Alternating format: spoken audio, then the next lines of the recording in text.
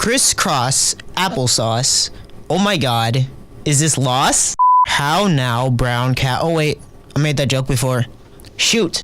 The quick brown fox jumps over the lazy dog. Foxes are cats in dog bodies. Let's be real here.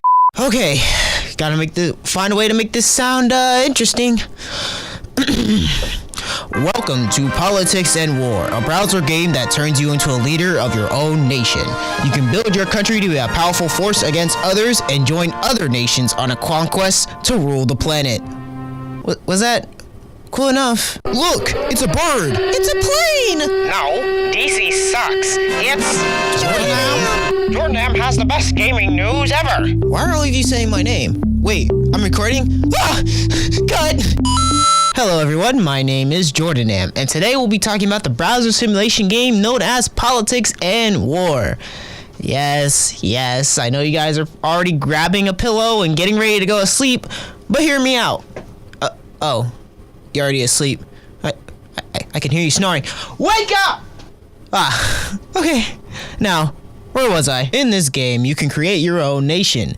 Now, don't get too excited. You don't really start off with much. The game teaches you some of the mechanics of playing the game, like making cities, making resources, selling or buying them in the trade network, and declaring wars and embargoing on other nations. Yeah. After that, you're kind of on your own. What's best to do is to join an alliance. An alliance is basically what it sounds like. It's a collection of nations all cooperating with each other to grow and defend each other. In alliances, you can create a government body to help keep things organized. Alliances can work with other alliances and even become partners in the form of treaties. I won't go too into them because there's a few of them, but the base treaties are an optional defense pact, a mutual defense pact, a non-aggression pact, and a protectorate. Optional defense and non-aggression are self-explanatory, I guess, kind of. A little. Yeah, they are. A mutual defense pact is where both alliances absolutely must come to each other's aid when either is in trouble. A protector is usually when a larger alliance is protecting a smaller alliance from raiders and will act when the protected alliance is attacked. It's like a mama bird fighting for its growing young. The game pretty much revolves around the players. The players decide what happens in the game, and the game will react to those decisions. For instance, if an alliance militarizes for a practice war against another who have mutual defense with two other alliances, the prices in the trade network will increase for certain resources as there becomes a demand for them. And I learned that in econ. Demand and price, those go up with each other. Yeah, they coalesce. I'm cool. Players also take on a persona for their leader. Some are enthusiastic, some determined, some snakes, some liars, some just straight up jerks, some just like to antagonize people, and some overly sensitive or defensive people to where if you talk even a smidgen of trash about their alliance, they'll try and order attack on you. Yeah. That's the community. Speaking on attacking, the game has a interesting war system. You can declare war on another nation for any reason as long as you're in their range. There's 3 types of wars. A raid war where you can potentially take 100% of the loot of the belligerent nation's money. An ordinary war where you focus on both money and infrastructure damage. And an attrition war where you focus more on their infrastructure than money. Infrastructure is an expensive, and I mean expensive, part of a nation to repair. So these types of wars are serious, which is why you build a strong military to protect yourself. You can create certain improvements, which are buildings that can help you recruit ground troops, build tanks, aircrafts, or naval ships. You can even look more dangerous by building missiles and even nuclear weapons, which are the strongest units in the game. How the actual war system works is that there's a military action point every turn. A turn is an increment of 2 real-time hours, with a new day reset at 8 p.m. Eastern Standard Time. Each type of unit uses a certain amount of military action points. Ground troops use 3, aircraft and naval ships use 4, missiles use 8, nuclear missiles use the max 12, and fortifying uses 3, which is basically kind of useless. There's 100 resistance to both belligerent nations. It's basically HP. When you attack, depending on the defending force, you could either have an utter failure, which takes away no resistance, a Pyrrhic victory, which takes away a minimum, a moderate success, which takes away a decent amount, and an immense triumph, which damages for a maximum amount of resistance the attack could destroy. When you or your enemy's resistance hits 0, your loot or their loot is taken, and even possibly loot from the Alliance's bank. You choose carefully who you attack, or otherwise you might be in a pickle. Because of the slow pacing and the often toxic community that the game revolves around, it's not for everyone. It's mostly for people who like to roleplay and feel like their own king or queen or president or even dictator of their own country. It's not a bad game in itself, but the players are the ones that also define the game. Sometimes things can be a bit difficult to deal with, especially when a nation is being held for ransom or people want to start an alliance war just because they feel like it. As a new member, that's difficult to get into. Say you just started out, is just getting to a good place. Like, you have a strong military, you have your infrastructure up to, let's say, 1,000 infrastructure, and you're getting a whole bunch of revenue every day. Like, you're getting, a couple 100,000 a day, or maybe even 1 million a day, depends on how well you grew.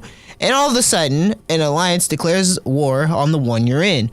Your infrastructure and military crumbles, and you're back at square one. Doesn't sound fun to do at all, does it? I've witnessed few people leave the game because it just doesn't suit them, or it's just too much all at once. The premise of the game is great, it's phenomenal, but the human nature to give others grief greatly loses its potential to have even more active players on a daily basis. I may not be the best at the game, but I'm 100 days in, is an heir to a rapidly growing alliance who's already made it to the top 50, and I have a lot of missiles. I mean, a lot. I have more than half of the alliance's missiles. It's not a problem, I swear. I like blowy uppy things. I feel the judgment. I may not be the best at the game, but I'm 100 days in, is an heir to a rapidly growing alliance who's already made it to the top 50, and I have a lot of missiles. I mean, a lot. I have more than half of the alliance's missiles. It's not a problem, I swear. I like blowy uppy things. I feel the judgment. Anyways, thank you all for listening in or watching if you're on YouTube. Next week is going to be a surprise. Mostly because I'm still thinking of a topic. But trust me, I'll have something thought up by next week. Kind of have to. Also, shameless plug, go and check out the other podcasts along with following me on Twitter and YouTube, so you can always keep up with me. You should probably subscribe to me on YouTube. I really like subscribers. Subscribers are cool. People like to talk to me. It's cool, I think. I don't know. People may not like to talk to me, but they just do it because they're nice. Again, thank you for taking the time to hear me ramble about a game for, 9 to 10 minutes? You stay because you love me. I know you do. I see you blushing. Yes, through this audio recording, I see you blushing. You know it's true. This is JordonAM, Creed Mallory, whoever I am. Split personality. I'm gone. Boop. And now for bloopers and outtakes. Was that a good voice? You know when you have a hoodie and there's those little strings, the little drawstrings that like tighten the hood, and then all of a sudden I woke up today, I got my esports hoodie, and my drawstring just wanted to be come off the other side, so now the hole is just there, there's no string coming out of that other hole on the the right side, and the left side is just extremely long, and now I want to hurt everything. It's so annoying. It's just a long string, and then on the other side there's nothing. What in the world? Today is Tuesday, tomorrow is my birthday. Everything hopefully is gonna go well. Oh wait, tomorrow, which is my birthday, I have a project due, and oh great, I didn't do it. Oof. Yikes. Well, it's time to do it and stay up all night and just hope that I don't die of sleep deprivation. Politics and war makes me upset. I just want to be a peaceful nation. I just want to be peaceful with a whole bunch of missiles. I just want peace. I don't want people to mess with me. I like people too much, and if they want to try and hurt me, I'm gonna have to hurt them back, and I'm gonna have to do it to them. It really do be like that sometimes. You know what I should have done? I should have got the creator, Alex, to talk to me about this thing, because that probably would have been a lot smarter and a lot easier. But, you know, I'm not that simple Drawstring!